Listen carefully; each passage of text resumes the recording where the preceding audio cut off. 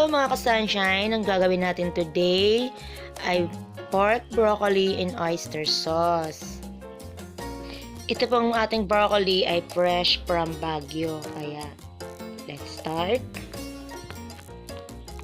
Ayan, nakat ko na ang ating broccoli into florets. At ang ating pork naman, kinat ko siya into small cubes para ma-absorb niya ang lasa. Ngayon po ay mamarinate muna natin ang ating pork. Nilagyan ko siya ng bawang, pepper,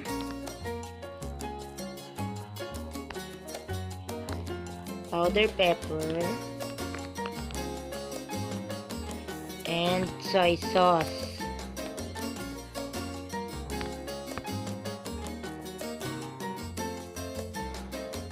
At hahaluin ko na siya gamit ang aking kamay para ma-mix siya ng ayos.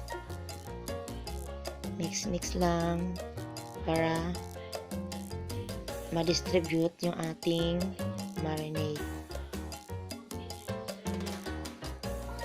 I-marinate po natin siya sa loob ng refrigerator for at least 30 minutes to 1 hour para talagang ma-absorb niya yung lasa.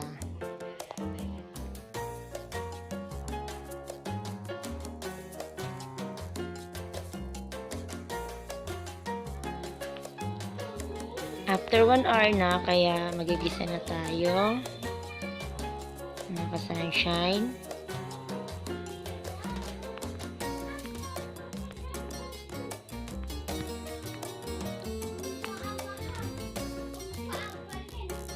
By the way mga ka-sunshine, ito nga palang ating inilagyan ko ng oyster sauce. Mga 2 tablespoon of oyster sauce. Nakalimutan ko kanina pakita yung video, naka-off pala yung camera. May oyster sauce po siya. Kaya nga, in oyster sauce, diba?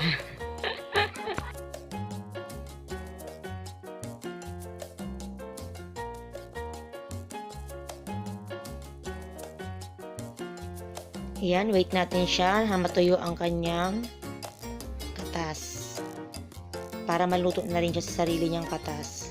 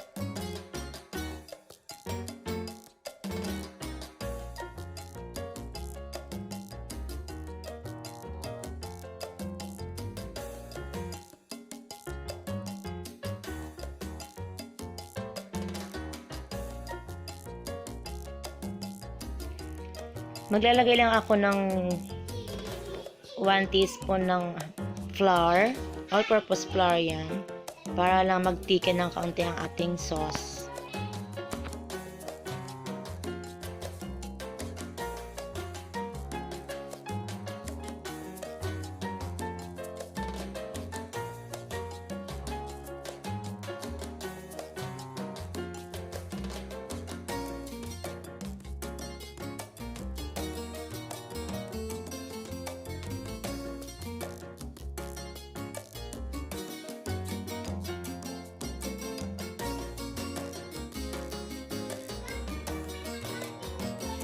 Then, lagyan natin ng 1 basong tubig.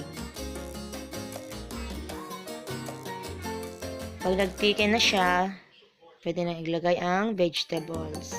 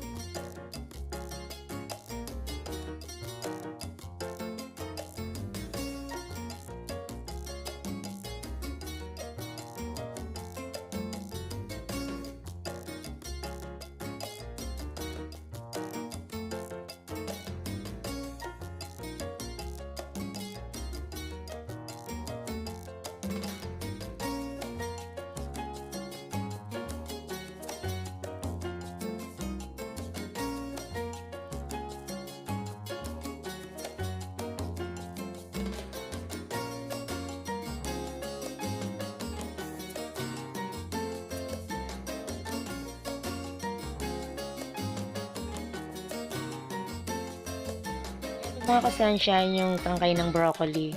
Sinasama ko po siya kasi mas masarap talaga siya. Inuna ko lang ng kaunti kasi medyo mas matigas siya kaysa dun sa flour.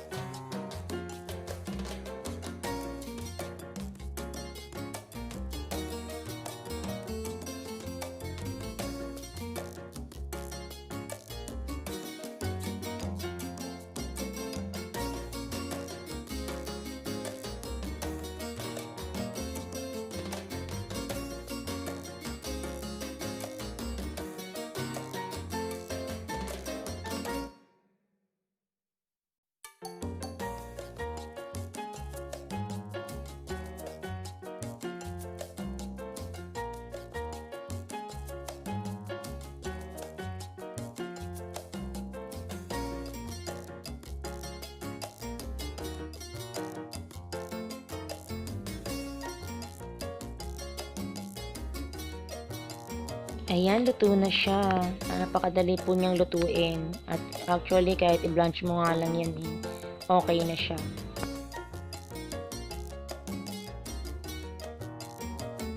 Tikman na natin. Tamang-tama lang ang lasa. Crunchy pa rin natin vegetables. So, ito na po ang ating pork, broccoli, and oyster sauce. Sana po nag-enjoy kayo. Don't forget to subscribe for more videos. Thanks for watching mga ka-sunshine. Bye!